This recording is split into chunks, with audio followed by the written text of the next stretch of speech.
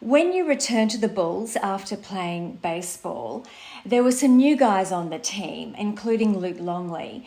And I'm curious, what did you think about Luke at that stage? I didn't really have any preconceived ideas. I mean, I knew he was on the team. I was anxious to understand who my teammates were. My mindset was to go, try to get back and win. Anytime that, when I left in '93, I left on top in terms of winning.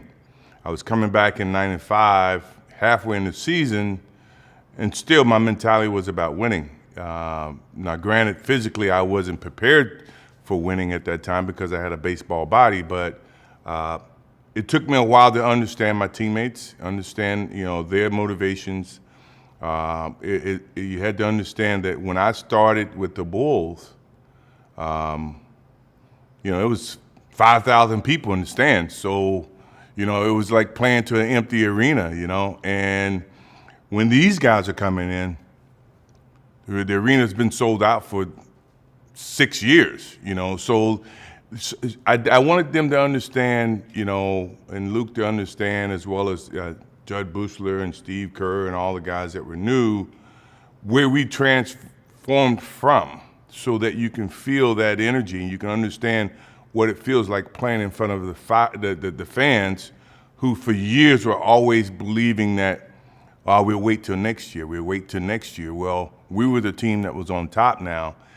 I thought it was very important for them to understand that history and that dynamic about what the Bulls actually experienced and I experienced. So I felt compelled, once I got to know those guys, to kind of push them to understand, okay, we're not in the bottom anymore, we're on top. And when you're on top, everybody's coming at you.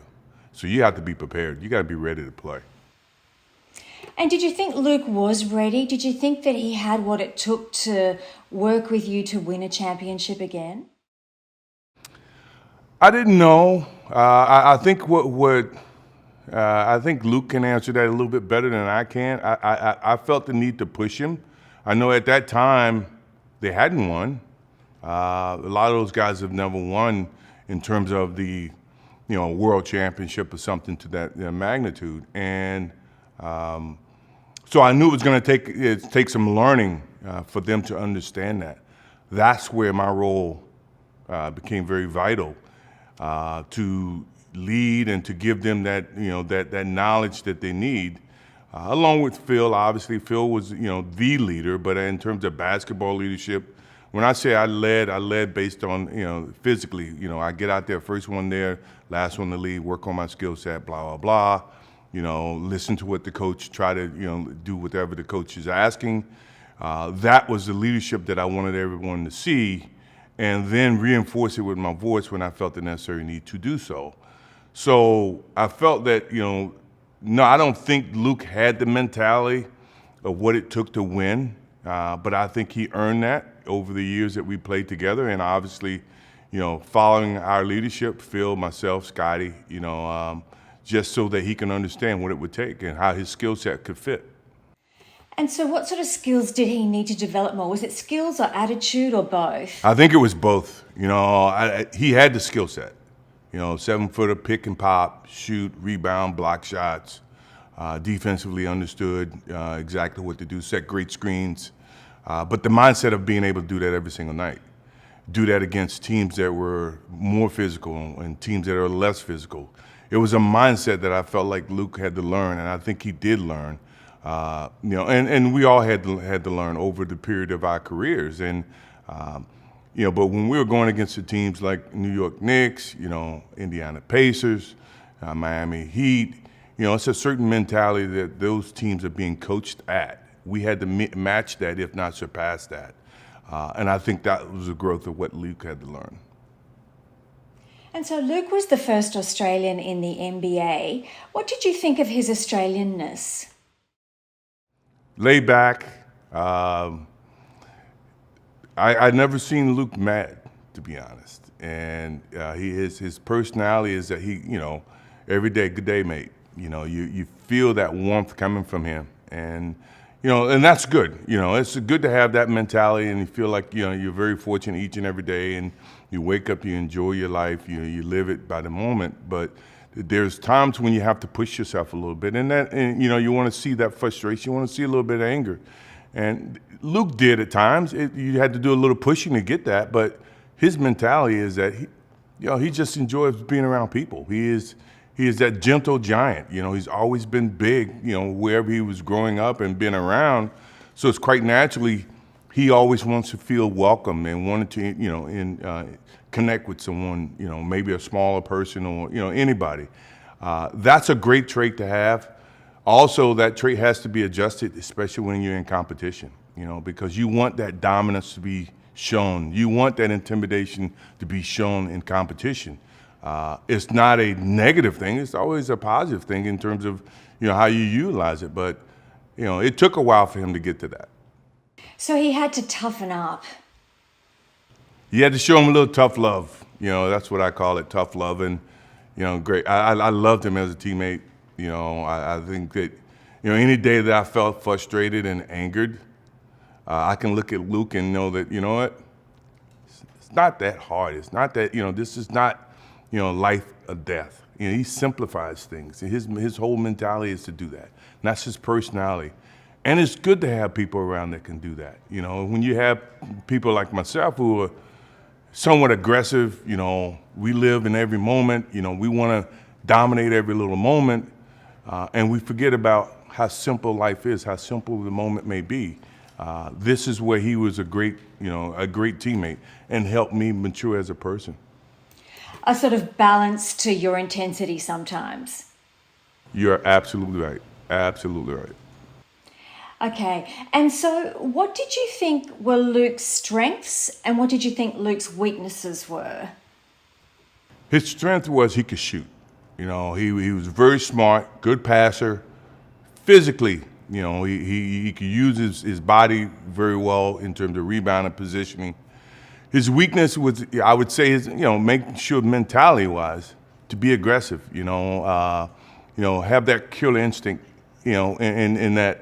You want to dominate, and there's times where I had to push him on that, and he received it well. I mean, it wasn't as if, it was a constant resistance or I felt the necessary need to do it every time we played. No, it was, it was a process that, when you win and you learn, you apply that over a period of time, and with Luke, he did.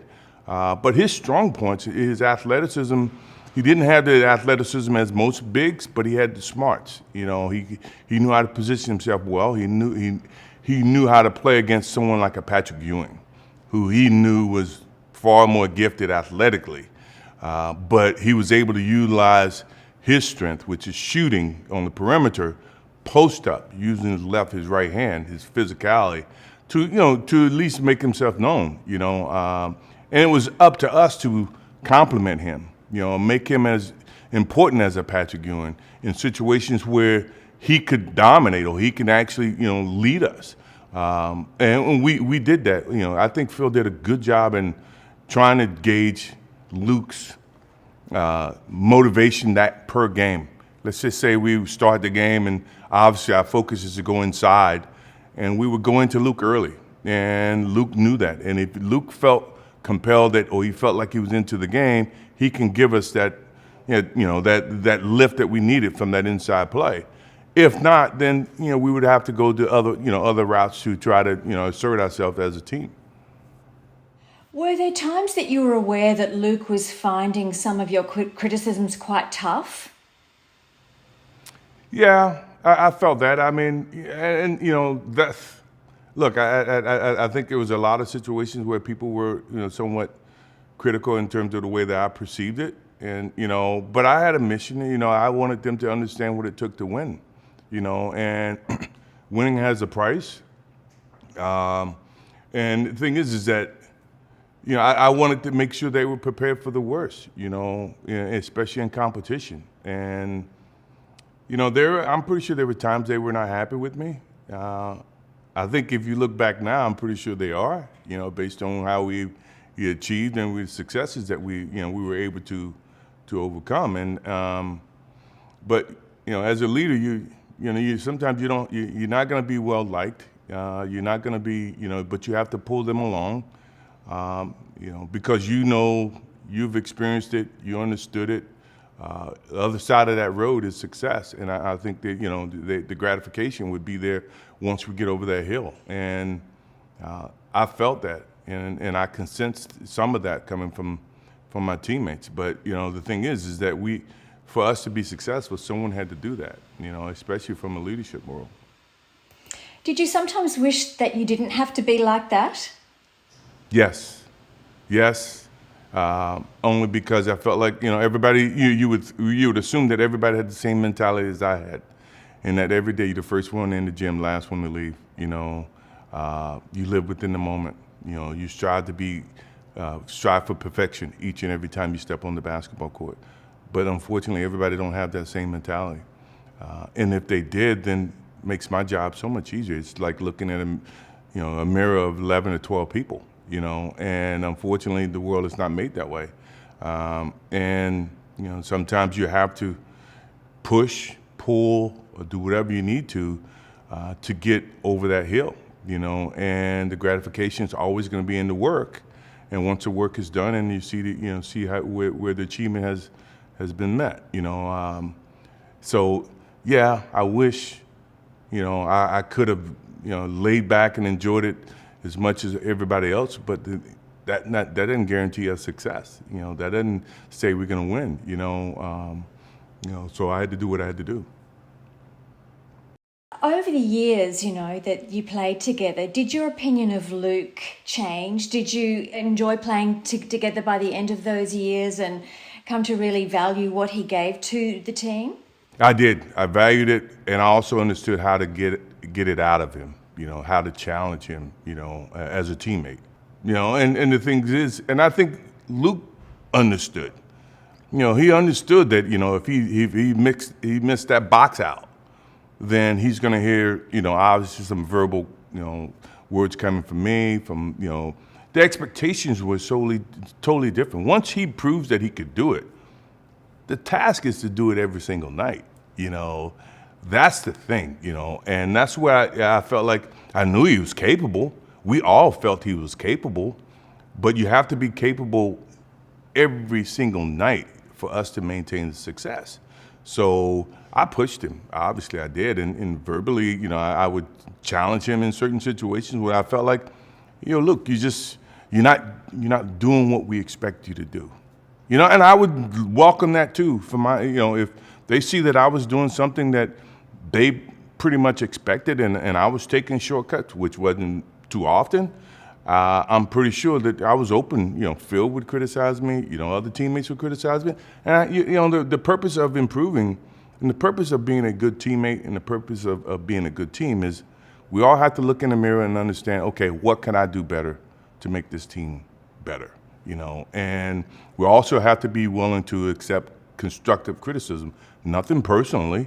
We hung out, we had fun, we would joke around, it's nothing personal. But in competition, when you're trying to, exceed and be successful, we have to hold each other accountable. That's what teammates do. And it's nothing really personal about it. Yes, Luc admits that consistency was his big issue and that he struggled with it, and you struggled with the fact that he wasn't consistent enough. Yeah, it was times like that. And I'll give you a good example. He may not like this story.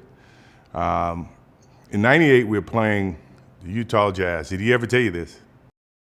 I'm not sure which story this one's going to be. In Utah Jazz, Scottie Pippen was out, and we knew we just played Utah in the finals the year before. So every game we play against Utah is a message. You want to send a message. So I go to Luc at the beginning of the game. I said, look, you have to establish yourself inside. You have to dominate. We're going to come to you early. You're really going to have to set the tone for us, because we don't have Scottie. It's me and Dennis and you. So he understood that. He knew the importance of that. The first quarter ends. Luc has 12 points, 4 blocks, and 4 rebounds. And I go to Luc, I say, That's how you play, man. You do that, we dominate. We up by 16. You're up by 16. We're killing them in their building. At the end of the game, Luc had 12 points, 4 rebounds, and 4 blocks. It's like he sufficed the anticipation or what we wanted him to do in the first quarter, but he forgot it was 3 other quarters. We're winning by 16, we lose by 15. So now my frustration is like, it's boiling, and I go into the locker room and I'm sitting down. I'm just trying to figure out, how did we lose this game? We seemed like we had a good rhythm the first quarter, blah blah blah, and Luke's sitting across from me. And once again, Luc has this demeanor that, he doesn't really show. Like I'm like boiling over here, but I'm really trying to hold it in because it's just one game. But I understood the significance of the game because we're playing against Utah. You want to make sure that we send a message. And Luc says, "It's okay, mate. It's okay." And the way that he said it made it seem like he didn't really receive it the way that I was receiving it.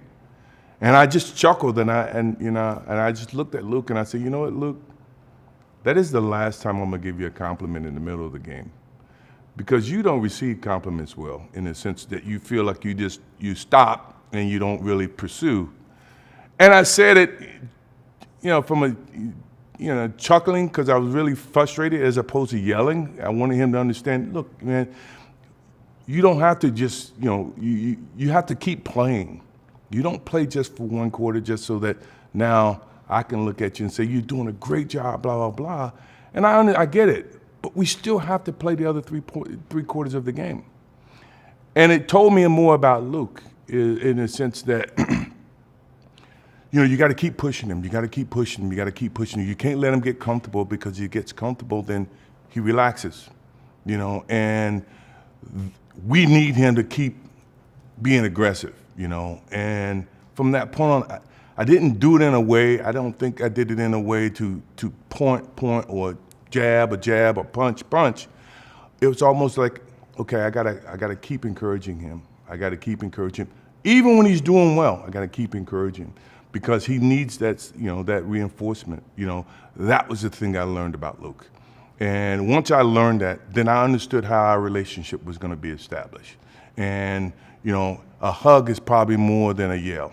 A pat on the back is probably more than a punch, that type of thing.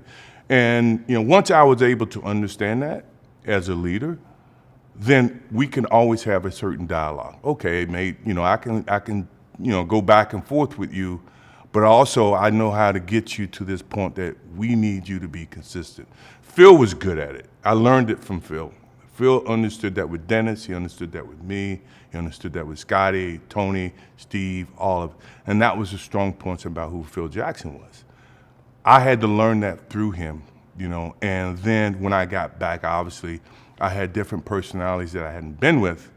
So I had to understand who these people were so that I could have a relationship, the Steve Kerr and the Punch, and, Tony Kukoc from the 92, Dream Team, blah, blah, blah. Once we understood how those dynamics would work, the communication aspect was much simpler. So you obviously taught Luc a lot. Did Luc teach you anything? You kind of intimated a little bit then that you realized that you had to kind of meet the person where they were at. Was there anything else that Luc taught you? No, I think, his calm demeanor and his acceptance for all different types of people is an unbelievable trait, and I was able to learn and watch and analyze how he built his relationship to, coexist in his personalities and his friends and things of that nature that, okay, I could take bits and pieces of that. Now, could I change my personality? I can't. But at least I can have a better understanding for how other people are thinking, so it can alter my thought process and how I would adapt to certain people. So yeah, I learned things from Luc. I learned things from other players. But my personality was always going to be dominant no matter what. But at least it was a consideration to understand and appreciate who I'm playing with and what gets them to tick and how do you relate and have a relationship with them. I mean, those are things that I had to make adjustments to. So you won 2 threepeats, which is just beyond incredible. How hard was that second threepeat for you? Sort of just summarising all of that up for me. Well, it was harder than the first three-peat, mainly because I think, anytime you continually repeat things, it's harder from a mentality standpoint to create that hunger, as if you never won or you're just winning for the first time. The first three-peat was a team that was together for a long period of time, pretty much 8-9 years, we were together. Second three-peat was a patchwork. We got players from different places, and I wasn't there most of the time when they got there. The first time I was there, I was the existing parts from the previous year, and then we just kept plugging it in, and everybody, saw the mentality. Everybody adjusted to the mentality. Well, the second three-peat was I brought my mentality to a team that was already existing. So now I had to apply that, and it was much more difficult to do that, in the second three-peat than the first. And not that it, obviously it worked, but it put a lot of mental and physically straining situations, with teammates, and understanding the mentality that it took to win, and we got there, and we appreciated. And the '96 was probably the toughest one because I was coming from a defeat in '95 where I played baseball. Everyone thought I was a step slower, so I had to prove myself. And my father. The first time I actually done it without my father. So I mean, all these emotions and all these different things are coming at me, and to me that was the most difficult if I had to pick of the 6. And then once we were able to understand, okay, this is Michael Jordan, he's going to be aggressive. This is Luke, he's going to be somewhat passive, but you got to pull him along. Steve Kerr, you got to give him encourage. Dennis, you got to pull him in every now and then. He's going to be Dennis. Scotty's going to be Scotty. Once we understood how the players were on that team, it clicked. No wonder we won 72 games, the following year. And then, we was able to maintain, what we did pretty much in the second three-peat, but it took a process, so it was much harder. Thank you.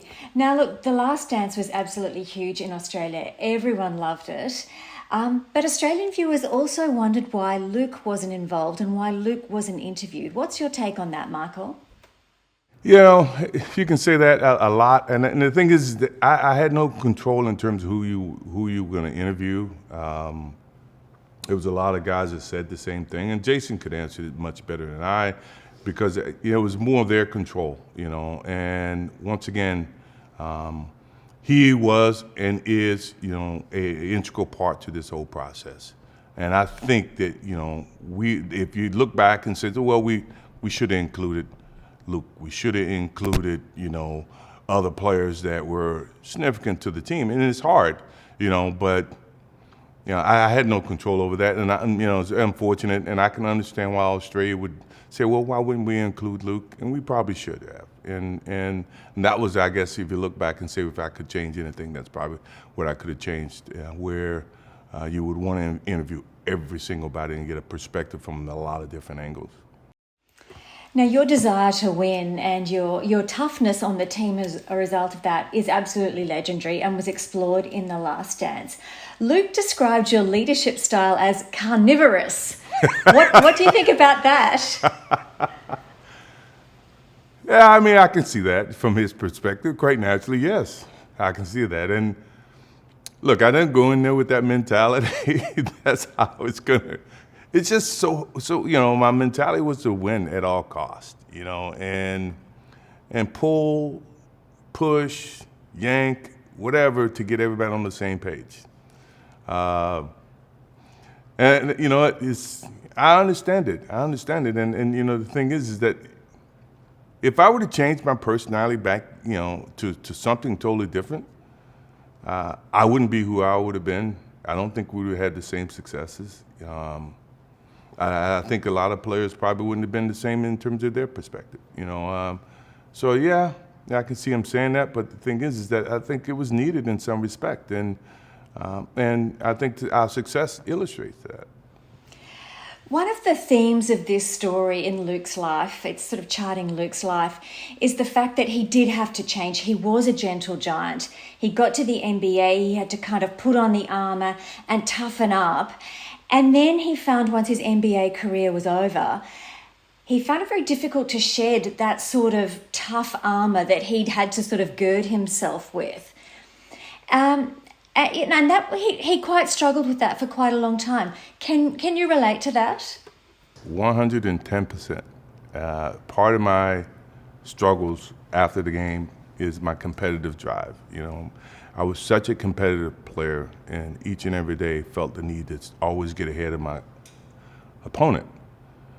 Well, when you're out of sports and you're in, you know, in normal life, you know, you don't shed that armor that you actually have coated yourself with, you know, based on your lifestyle and that work ethic. You know, it's just, you have to find your way around it, and that's frustrating, and sometimes that's even tough, you know, because of the competitive nature that I have. I look at everything from a competitive nature, you know, and I tell my wife all the time is that I'm cursed. I'm cursed from a competitive standpoint that, you know, I cannot watch or compete or be a part of things without competition, you know, and that's something that, you know, I live with today, but I would not want to live without, you know, because I think it says so much about me and helped me define who I really want or was or am, and attain all the things I really wanted. Now it's the challenge is to calm those nerves. You know, that's why I do a lot more fishing now. I would have never thought I would get on a boat and go fishing. But the competition of patience and being, you know, trying to catch a fish, trying to be patient, it's not going to happen. You can't make it happen. You just have to be ready when it does happen. Those are all things that I think calms me down a lot more than if I'm playing a sport, you know, if I'm playing golf or if I'm doing anything competitive. Because I think that, you know, that's what I need. That's the therapy that I need to help soothe some of this competitive juices that I have. Well, that's interesting because Luke loves fishing too, loves boats and fishings. When you look back on those years, was it sad to say goodbye to your teammates like Luke once the sort of Chicago Bulls and that team were no more? Yes, and it's still sad. I mean, look, Luke emails me all the time, and every time I see it, you know, good day, mate, it brings a smile to my face in the sense that, you know, we don't spend the type of time we used to. Even though, you know, if you ask him or you ask me, I think it was genuine time, you know, even though we were competing and we were learning about each other and we were pushing each other, blah, blah, blah.